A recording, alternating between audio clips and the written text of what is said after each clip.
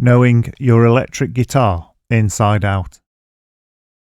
Over 10 years ago, I made a video where I rewired a Fender Strat, and to this day that video gets loads of views and lots of questions in the comment section.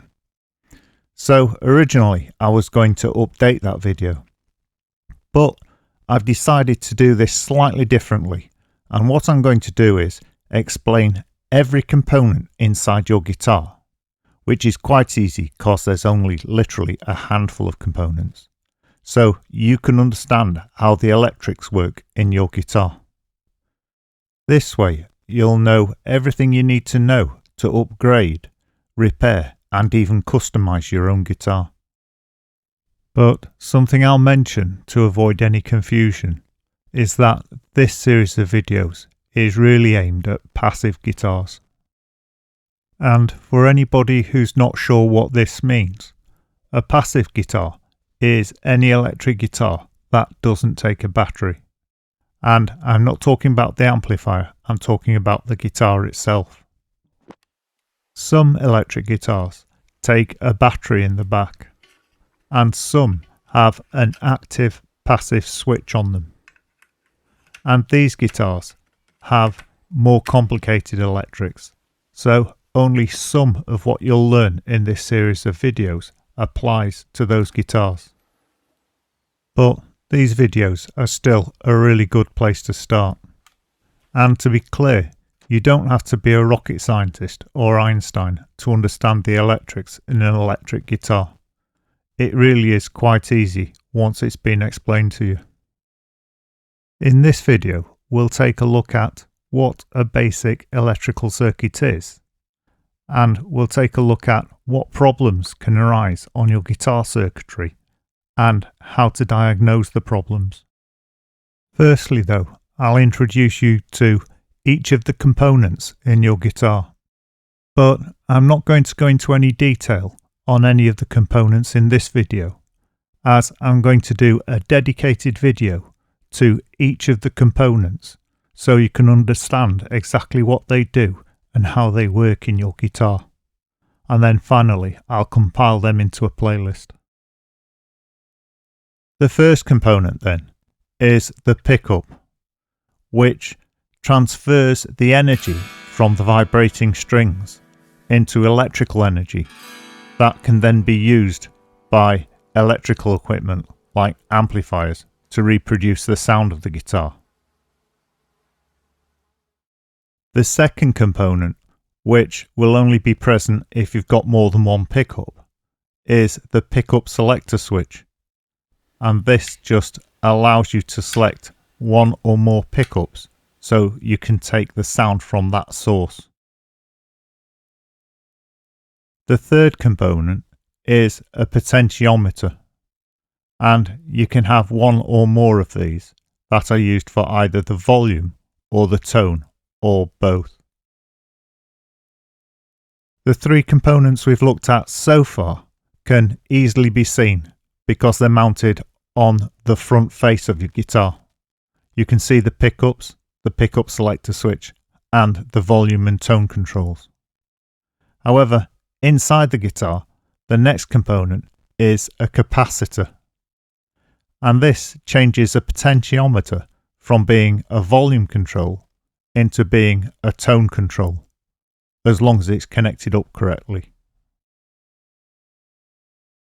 The fifth and final component, which people don't really talk about but is just as important as all the other components, is the output jack, and this allows you to plug the guitar lead into the guitar, so without this you wouldn't be able to play the guitar.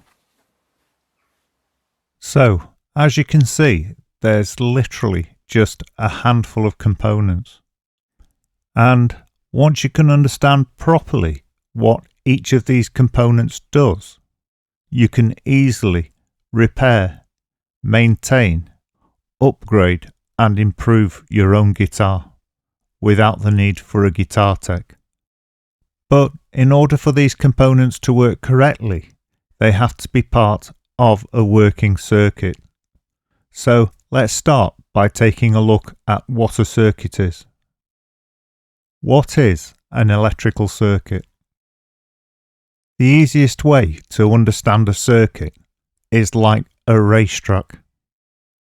It could be a circle, or an oval, or any other shape, as long as it starts and finishes in the same place. To be honest with you, this shape doesn't really matter, as this is just an abstract to help you understand the concept. With an electric guitar, the beginning and the end of the circuit is at the output socket. And if you were to look at the full complete circuit, it would continue beyond the guitar, through the guitar lead and into the amplifier. Coming back to your guitar now, if the circuit inside your guitar isn't complete, then you'll have a problem and your guitar won't work. And the two most common problems you get with the circuit inside an electric guitar is an open circuit and a short circuit. An open circuit is where the circuit isn't complete, so there's a break in the circuit somewhere. And a short circuit is where the circuit completes too soon. So somewhere in the circuit, two wires are touching where they shouldn't. Now, when you get any fault on your guitar, it can manifest itself in two ways. Either a permanent fault or an intermittent fault. And whilst it sounds counterintuitive, the best of these two is to get a permanent fault. The problem with an intermittent fault is the minute you go looking for it, they tend to fix themselves and you can't find it, whereas a permanent fault is far easier to find. So when we discuss symptoms, they can be either permanent or intermittent, but still be caused by the same problem. How to diagnose and fix an open circuit. The most common symptom of an open circuit is a loud buzzing and no guitar signal.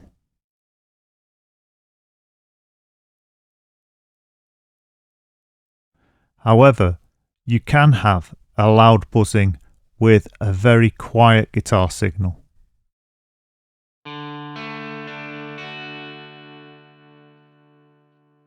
And this is usually a sign of what we call a bad earth, where the earth wire, either in the guitar or in the lead, isn't quite making a solid connection.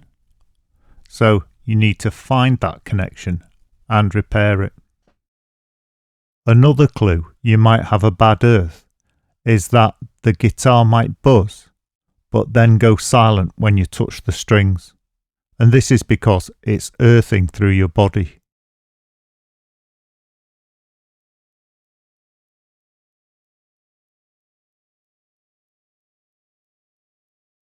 To help you understand what a bad earth is, let's add another level to your understanding of what a circuit is.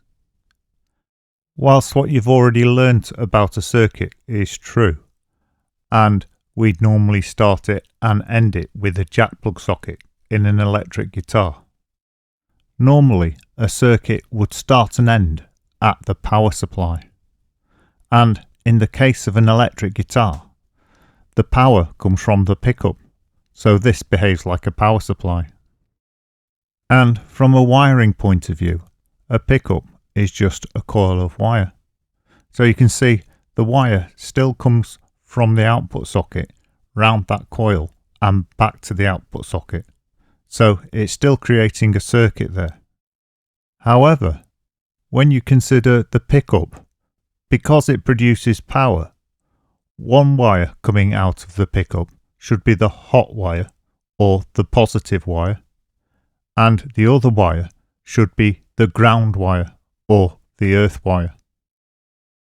So a bad earth is when there's a problem in that earth wire or a partial break. or somewhere in that side of the circuit there's a weak connection.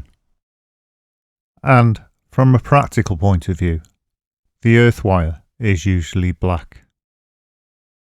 The easiest way I can demonstrate an open circuit is to plug a lead into the amplifier, but then not plug it into the guitar. And to hear the sound more clearly, you can turn the amplifier up or turn the gain up if it's got a gain. Or you can even touch the tip of the jack plug, and this will create the buzz.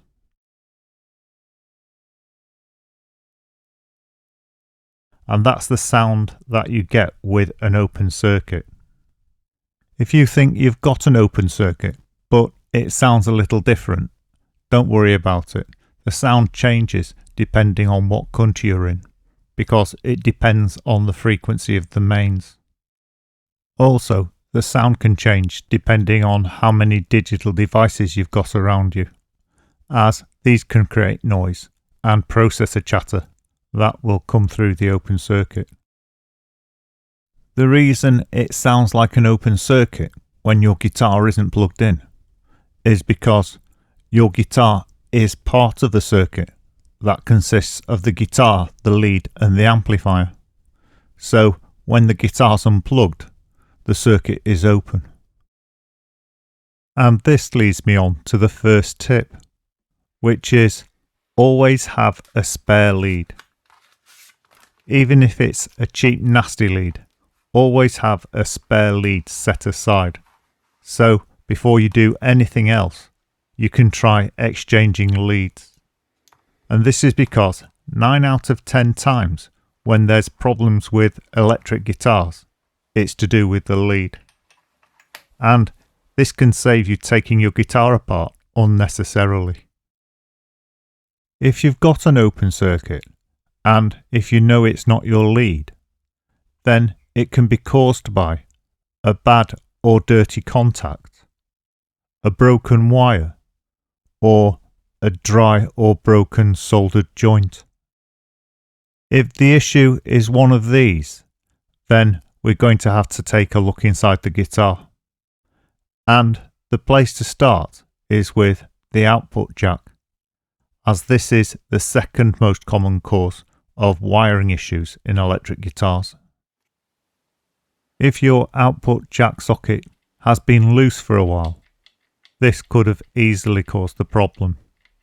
Because of movement, the wire can break close to the soldered joint, or the jack plug socket can become turned around, so when you plug the jack plug in normally, it pushes against one of the wires and breaks it. Either way, you're going to have to re-solder the wire into place.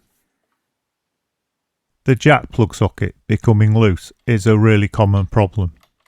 So if yours becomes loose, tighten it up as soon as you can. The longer you leave it loose, the more likely it is that your guitar wiring will become damaged. I'm using a 1/2 inch socket here, which seems to work on most guitars. However, you can use a spanner or pliers. If you have to tighten up the jack plug socket, make sure you hold the back or make sure the centre doesn't spin, because this can cause the wires to break as well. The most common problem you get with output jacks is where the contacts have become dirty. And you can buy contact cleaner off the internet that you just have to spray onto the contacts, and this cleans them but also makes them more conductive so they'll work correctly. Otherwise, you can use wire wool to clean the contacts. The first of the two contacts is the ring round the mouth of the socket where you plug the jack plug in. And the second contact is inside the guitar on a piece of metal that bends in towards the centre of the output jack.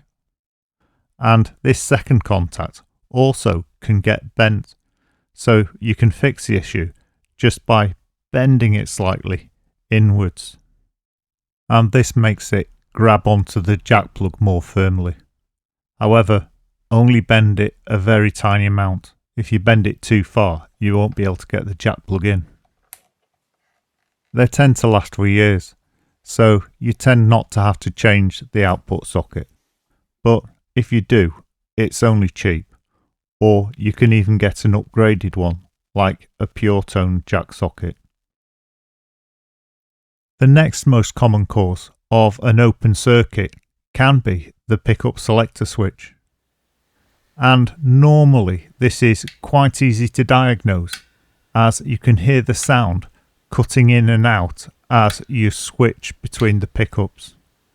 And normally it only affects one pickup.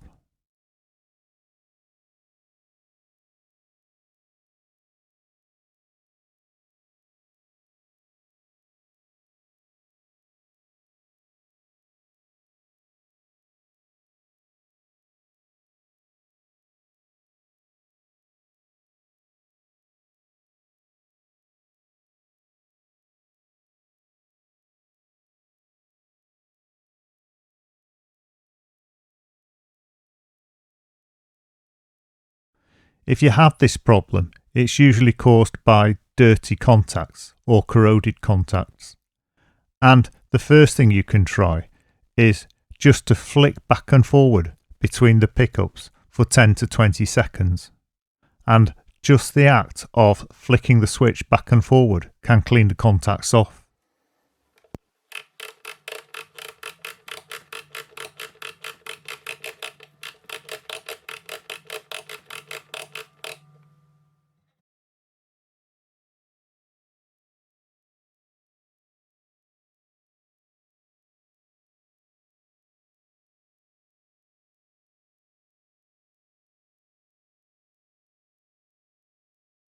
If this doesn't work, you can try spraying contact cleaner spray into the switch and then just switch it back and forward a few times.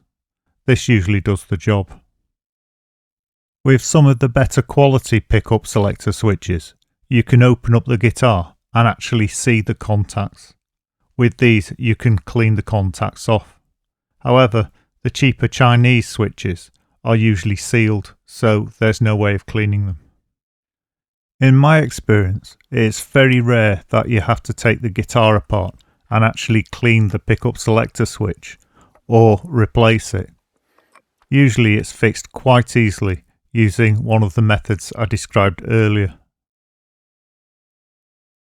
If you do have a problem with an open circuit, hopefully it was one of the issues we've already described, so it's already fixed. However, if it still isn't fixed, unfortunately, the next step is to take your guitar apart so you can get at the electrics. And this can be very easy or very hard, depending on what type of guitar you've got. With an open circuit, once you can see the electrics, it's usually quite obvious where the problem is. What you're looking for is a break in a wire, or a crushed wire, or a soldered joint that's come loose, or something else where the wire has become disconnected. And you might have to poke the joint slightly, because you can get what's called a dry joint, where it looks like the soldered joint is good, but once you poke it, it moves away. These aren't so obvious to see, but if you just feel around, you'll find them. During this video, I've tried to keep the number of tools required to a minimum, so that anyone can fix their own guitar. However, you must have noticed by now, the one tool you can't really avoid if you want to do repairs and upgrades on your guitar's electrics is a soldering iron. So I'm going to have to do a separate video on how to solder, as this is a really useful thing to know and it's not difficult. The next of the two most common circuit issues we're looking at in this video is the short circuit. And a short circuit is where two wires of opposite poles are touching one another, and this causes the circuit to be cut short, so it misses components. And the most common symptom of a short circuit is absolute silence. No buzz, just silence. And the easiest way I can copy this symptom is by simply turning the volume right down. And the reason for that is if you look at the circuit diagram for a Fender Strat, you'll notice the closest component to the output socket is the volume control. And when you turn the volume right down, it creates a perfect short circuit, or at least it should. Just as with the open circuit, the most common place for a short circuit to happen is within the lead. So the first thing you should do to find the fault is try changing the lead. If it is the lead, and if the jack plugs aren't the moulded type or aren't sealed, then you can open up the jack plugs and just take a look at the contacts and make sure they're not touching each other. Even a single strand of copper wire can cause a short circuit, so make sure there's nothing but fresh air between the contacts. It's also important to note that the signal wire should never touch the outer case, especially if it's metal, and this is why there's a protective insulative tube around the wires, and if there isn't one, you want to wrap some insulating tape around the wires so they can't touch the outer case. If it isn't the lead, the next place to check is exactly the same as we did with the open circuit, and that's the output socket on the guitar. And again, what you're looking for here is that no two wires are touching. And again, even one single hair of the copper wire can cause a short circuit. And whilst you're inspecting the jack plug socket, it's worth plugging in a lead so you can make sure none of the wires are touching the jack itself. Unlike how we dealt with the open circuit, with a short circuit, there's no point checking the pickup selector switch, as if there is a problem with the pickup selector switch, the only way we'll be able to solve it is from within the guitar. So unfortunately, if you've still got a short circuit, now you're going to have to open up the guitar and take a look inside. And inside the guitar, what we're looking for is any two wires touching each other where they shouldn't. And I find a useful tool for this is a scalpel knife, as I can rub it between the connections to make sure there isn't one of those tiny copper wires touching between the two joints. And they are so fine, sometimes you can't see them. Another thing to look for that could cause a short circuit would be damaged insulation on the wire. The insulation is the plastic coating that's over all the wires, and this is there to prevent short circuits and to prevent the wire from touching anything it shouldn't. So if there's a missing piece of insulation, this can cause problems. If you find a wire with damaged insulation, you can tape it up or just push it out of the way to make sure it's not going to touch anything it shouldn't. When you're looking for a short circuit, bear in mind that the metallic finish on the back of the scratch plate or control plate is earthed and it's conductive. So if a connector or a wire is touching this surface, that can cause a short circuit. Looking here, you can see just how close the connectors get to that surface. So if a connector got bent slightly, it could easily touch that surface and create a short circuit. So you'll have to bend the connector back, because you can't remove or damage that metal surface because it's really important. It's screening or shielding, and it's to prevent your guitar from picking up too much electromagnetic background noise. I'll do a dedicated video just about screening later on in this collection of videos. If you arrived at this video because you've got an issue with your guitar, hopefully now you've got enough knowledge to locate it and fix it. And if you haven't got an issue with your guitar, hopefully you've got enough knowledge that if ever you do, you'll be able to fix it yourself. As I said earlier in this video, this is just the beginning of a series of videos where I'll go through each component one by one in detail, and we'll look at what they are, what they do, and how they can go wrong. And then you'll have an even better idea of things that can go wrong with your guitar, or things you can do to improve your guitar. If you want to see those videos, please like, subscribe, and hit the bell icon, and then you'll be notified when I upload the new videos. Otherwise, if you're looking for free guitar lessons, go to www.ebooksforguitar.com, and there you'll find lots of free guitar lessons and the PDF ebooks that go with them.